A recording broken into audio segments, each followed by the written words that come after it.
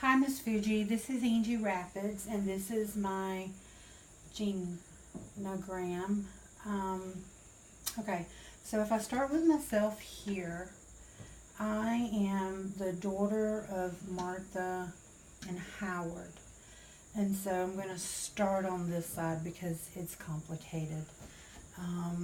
My parents were divorced when my sister, shortly after she was born.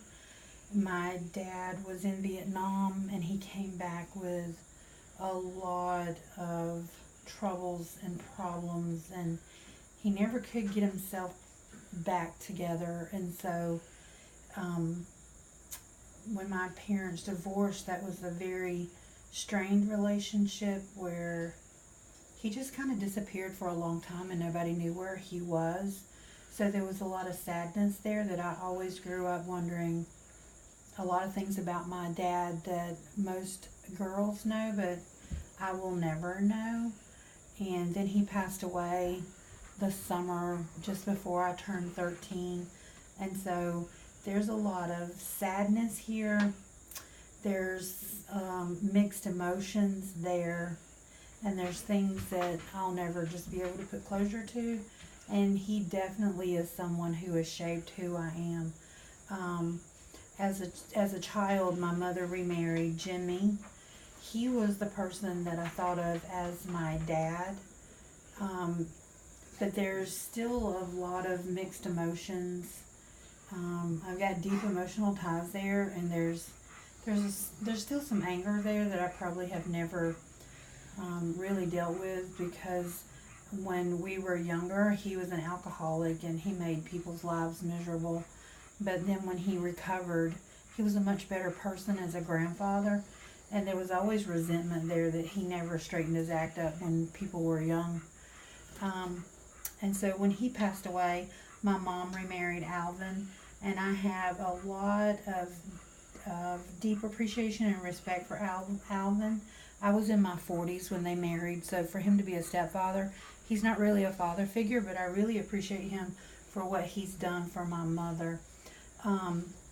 My mother is the daughter of Mary and Melvin. They had 6 children. My mother is the oldest daughter. I have a lot of mixed emotions when it comes to my grandfather. There's a lot of anger. There's a lot of sadness. There is a very deep emotional tie there because he was a major figure in my life the whole time that I was a child. But there's abuse and stuff there, and I don't want to talk about it. So yes, this person shaped who I am. My grandmother, Mary, you can see the line from me to my sister and my mom, my grandma, and to my great grandma, my grandfather's mother. These are the women who were prominent in my life from the time, as long as I can remember, until my great grandmother Lula passed away just after Colby was born. And so the strongest figures in my life had always been my mom, my grandma, and my great grandmother. And you can see that there's a big list of women who are widowed in my family. And so I think the women had to be strong and look out for themselves is one of the reasons why I was raised to be so independent and to know that I could do things on my own. All of these other people here across the top were deceased before I was born, except for my father's mother, Josephine. This relationship here is nothing but anger and resentment because she had a chance to be in all of her grandchildren's lives, and the children of all of her sons were completely alienated, and she had nothing to do with us.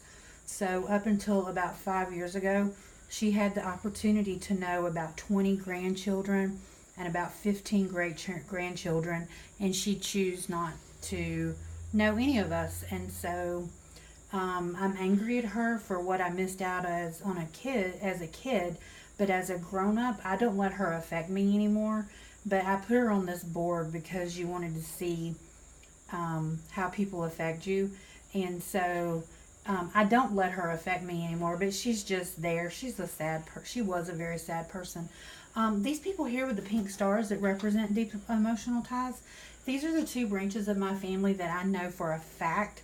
One came in at Savannah and one came in Jamestown. And they are the earliest branches of my family. And without them, I don't think I would be who I am, because they married in with the Native Americans. And we have deep Native American ties in our family. So they are definitely family branches that affected me.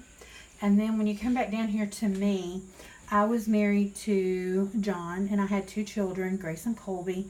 That marriage ended in divorce, and it wasn't a hostile, bad kind of divorce. It was just a lot of sadness, because he had such potential to be such a good person, and he just was not. And so things had to come to an end.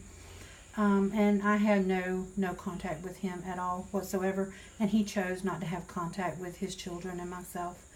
I remarried to Steve, and I have one little boy, Steven, and we have very, very deep emotional attachment here. And then back over here, this is my friend Elaine, and this is what I call our son Nathan. I was a surrogate for Elaine. She couldn't have children due to lupus, and I carried Nathan.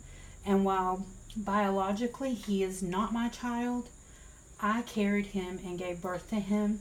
And while my head knows he's not mine, my heart says he is. So I do have another child in this world, and his name is Nathan.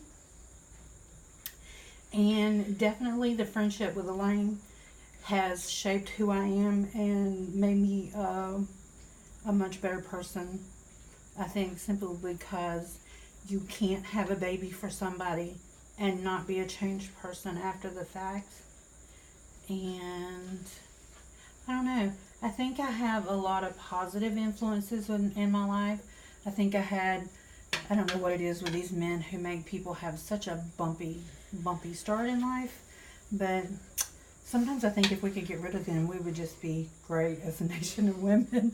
So anyway, but that wouldn't happen, because then we couldn't procreate. So, well, we could, because I've already proven that I can. So anyway, this is my genogram, and that's really all I have to say about that.